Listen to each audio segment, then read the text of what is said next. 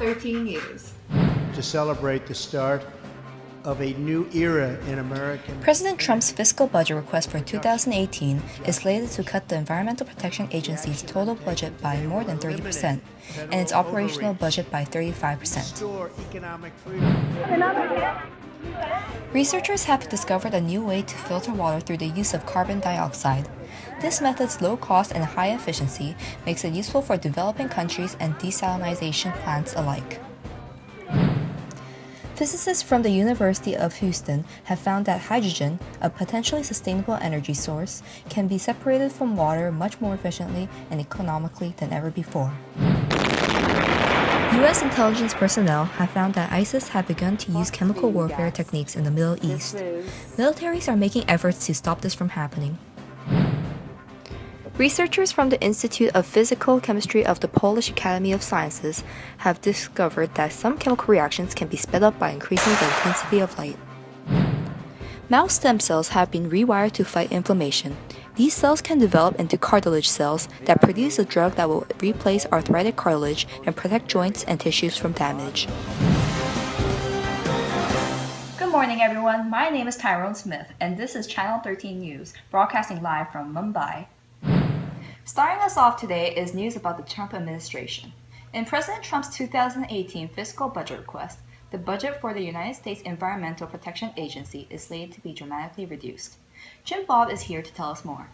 Thanks, Tyrone. Trump's 2018 budget leaves the EPA significantly downsized. The EPA's total budget will be cut by more than 30% from the nearly $8 billion down to $5.7 billion.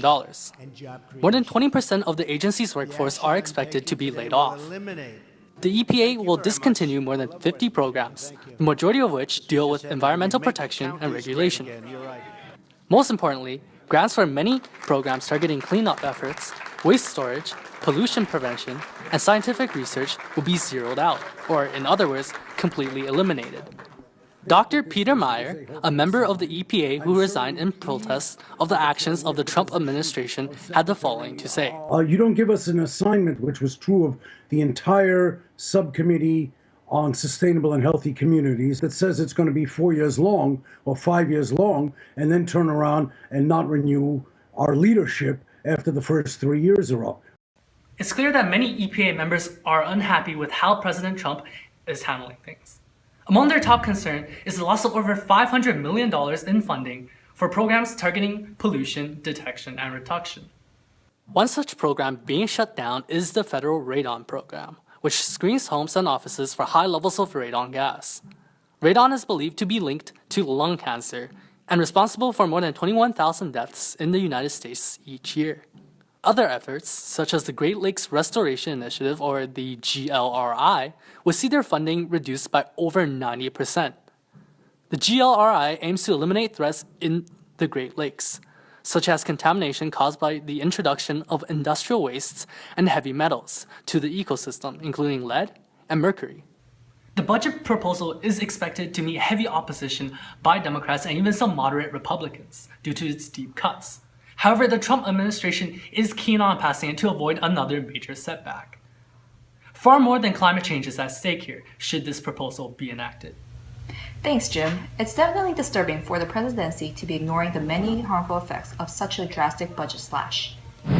In other news, researchers have discovered a new way to filter water through the use of carbon dioxide, allowing them to split the water stream and filter out any suspended particles. Jim Bob will expand on this matter. Thank you, Tyrone, who is definitely not me. Right now, I'm in front of the Howard Stone lab at Princeton University, where it all happened. I've actually spoken to one of the researchers involved, Sang-Woo Shin, to learn more about this new technology. Carbon dioxide makes water slightly acidic, leading to an increase in the concentration of hydrogen ions, which move very quickly through the solution, while negatively charged bicarbonate molecules move more slowly.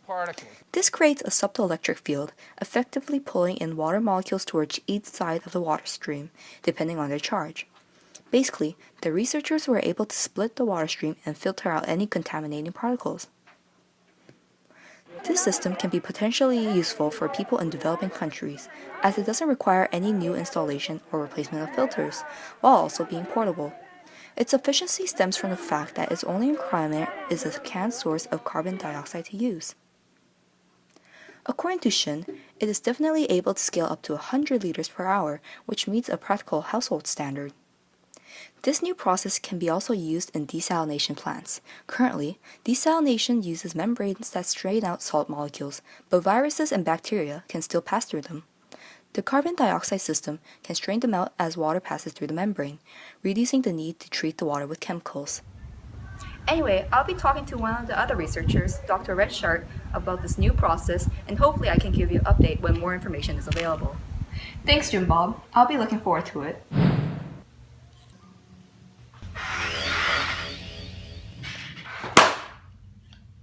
Back to business. Recently, physicists from the University of Houston have discovered a new, cheap, and efficient catalyst that can split water into hydrogen and oxygen. I have Jim Bob here with me today to further report this. Thanks, Tyrone. This new catalyst, which was only discovered a few days ago, is expected to be big news for the world's energy divisions. Hydrogen, which can be produced from water, has the potential to be a clean and sustainable energy resource which can replace fossil fuels, in turn, reducing carbon emissions, a major concern today amongst environmentalists. The sheer abundance of water means that hydrogen obtained from splitting water could sustainably meet the rising global energy demand. Splitting water may sound like an easy task, but it actually involves two separate processes, each taking part in an overall redox reaction. At one electrode, hydrogen is produced, and at the other, oxygen is produced. This overall process is known as water electrolysis. To speed up this usually slow process, a catalyst would be added to reduce the energy needed for it to take place. However, previous catalysts have often required expensive precious metals such as iridium, platinum, or ruthenium, according to physicist Shou Chen. This new catalyst is instead made up of common, cheaper metals including iron, phosphorus, and nickel. Physics professor Jifeng Ren says that this catalyst will be much cheaper and perform more efficiently, operating for over 20 hours and 10,000 cycles in testing. He goes on to say that other catalysts that are this efficient are often only stable for a few hours at most. Because producing hydrogen will be made much more cheaper and more efficient, countries should start looking towards hydrogen as a sustainable alternative to current energy resources.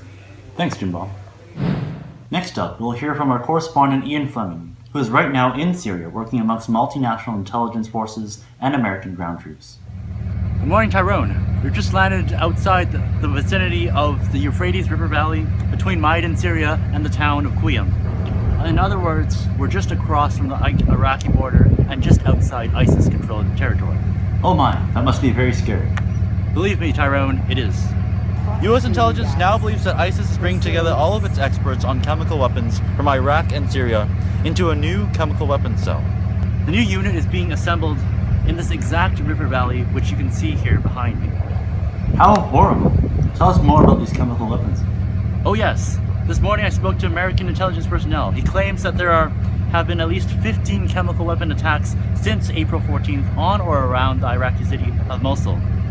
Weapons have apparently been less effective than conventional explosive, but ISIS has been repeatedly developing its chemical warfare technology on live prisoners, not unlike the internationally condemned experiments performed by the Nazis. The essence of a chemical weapon is a toxic chemical, such as a choking, blister, blood, or nerve agent contained in a delivery system, be it a bomb or a shell. These types of weapons have been outlawed by the UN's Chemical Weapons Convention, ratified by all of the world's largest nations. However, ISIS has been suspected to use low-grade chemical weapons, including mustard gas, on multiple occasions. We know that ISIS has and is willing to use chemical weapons. The military is making the greatest effort to stop their development, thereby preventing the long-term and widespread harms and suffering caused by chemical warfare. Sorry, it's no longer safe for us to be heroes. That's quite alright, Ian. Hopefully you can get back to us once you're in a safer place. Thanks so much for your time. Another interesting development has also been brought to our attention. Earlier in Warsaw this month, researchers from the Institute of Physical Chemistry of the Polish Academy of Sciences conducted experiments which proved that increasing intensity of light on certain reactions can significantly increase their reaction rate. We have with us today Dr. Joseph Joester, one of the researchers involved in these experiments. Good morning, Dr. Joester. Good morning, Tyrone. Well, Dr. Joester, this is certainly a fascinating discovery. From what I've heard, this is in fact the first time that anyone in history has done something like this. I'm just amazed by it. My question is, how did you go about doing this? Well, Tyrone, We use ultra-short, consecutive pairs of laser pulses on the reaction. We observed that there was actually an increase in the rate of reaction between the molecules by several dozen%. Wow, that is very interesting. This is obviously a very significant discovery in your field, yes. Yes, exactly.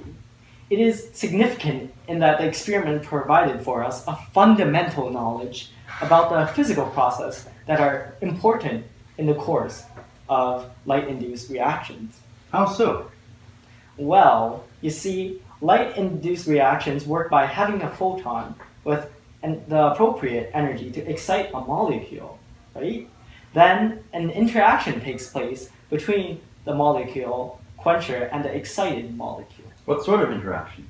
Well, this can be a transfer of energies, electrons, or protons. And so the idea is that if we have a pair of molecules that already reacted recently, then we know that they must be close to each other. So by increasing the number of photons in time through intensity, we increase the chance of the absorption of a new photon to initiate another reaction before the molecules move apart. Fascinating. So how can your work be applicable to real life? Well, I'm glad that you asked, Tyrone. This is quite applicable when working with high-intensity light sources, such as microscopic imaging techniques and even photovoltaics. This is also practical when working with light-focusing devices, for example, solar collectors. Right. So tell me, how will your experiment progress from now on? Well, actually, Tyrone, I prepared a clip which Dr. Gonzalo Angelo answered this for us. If it could be played back? Sure. Here's the clip of what Dr. Angelo had to say. In our experiments so far, we have concentrated on light-induced electron transfer reactions. That is, those which change the electrical charge of the molecules. However, we do not see any reason why the mechanism we have observed could not function in other variations of these reactions. So, in the near future, we will try to confirm its efficacy in energy transfer reactions or in reactions involving proton transfers. That's very exciting news, Dr. Joester. Hopefully your research will make its way to one of those practical applications that you have mentioned. Thanks so much for taking your time to join us today, Dr. Joester. No problem. Tyrone II. A pleasure. India's off today is Jim Bob. Recently, researchers have rewired mouse stem cells to fight inflammation. These cells can develop into cartilage cells that produce a biologic drug that ideally will replace arthritic cartilage and protect joints and tissues from damage. Let's see what new information Jim Bob has for us today. Thank you, Tyrone. Currently, I'm standing in the library of the University of Washington, where researchers are developing a new drug to treat inflammation while reducing possible side effects. Currently, drugs used to treat inflammation, such as Enbrel, Humira, and Remicade, attack an inflammation-promoting molecule called TNF-alpha. However, a side effect of this is that these drugs are given systematically, affecting the immune system as a whole and increasing the risk of infection. Researchers aim to remedy this by creating specialized cells known as SMART cells, which stands for Stem Cells Modified for Autonomous Regenerative Therapy, that focuses on inflammation on localized areas. Farshad Gulick, PhD, this paper's senior author and a professor of orthopedic surgery at Washington University School of Medicine, and his colleagues grew mouse stem cells and used CRISPR technology to replace a critical mediator of inflammation with a TNF-alpha inhibitor. They grew cartilage cells from it and found them resistant to inflammation.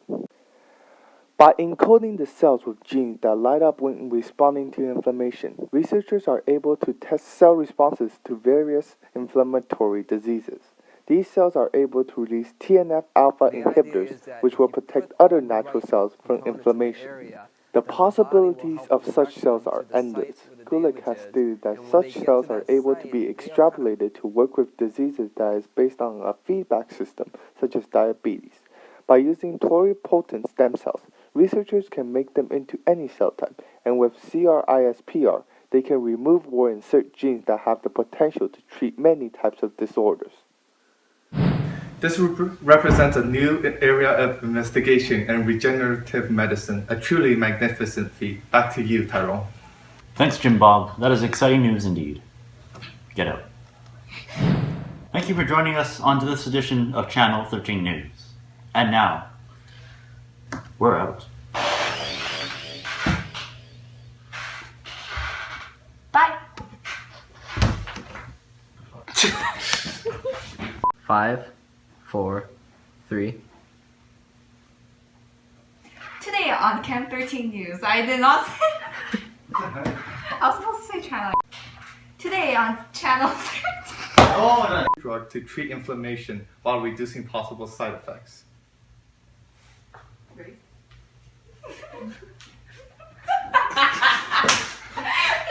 Far more than climate change is at stake here, should this proposal be enacted.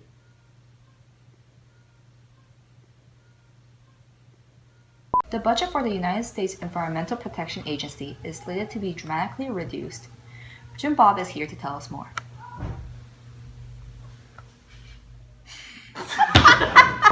Okay.